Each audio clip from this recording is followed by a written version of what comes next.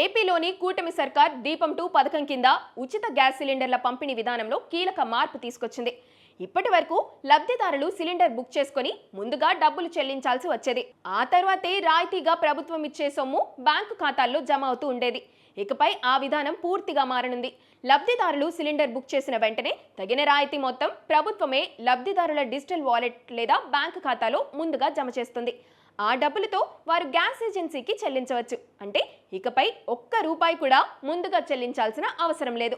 ఇది మహిళలకు కొంతమేరకు ఆర్థిక ఊరట కలిగించే మార్గంగా భావిస్తున్నారు. ఈ మార్పును ప్రస్తుతం ఎన్టీఆర్ గుంటూరు జిల్లాలోని 6 గ్యాస్ ఏజెన్సీల పరిధిలో ప్రయోగాత్మకంగా అమలు చేస్తున్నారు. ఇది విజయవంతమైతే రాష్ట్ర వ్యాప్తంగా అమలు చేయాలని ప్రభుత్వం యోచిస్తుంది. కేంద్ర ప్రభుత్వ పరిధిలో ఉన్న గ్యాస్ ఏజెన్సీల సహకారంతో ఈ పైలట్ ప్రాజెక్ట్ చేపట్టినట్లు పౌర సరఫరాల శాఖ మంత్రి నాదెండ్ల మనోహర్ తెలిపారు. ప్రస్తుతం అర్హులకు కూటమి ప్రభుత్వం ఏడాదికి 3 ఉచిత సిలిండర్లు అందిస్తుంది.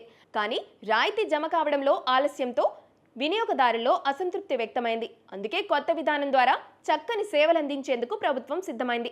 మరి ఈ ఆవిష్కరణ ఎక్కడికి తీసుకెళ్తుందో చూడాలి.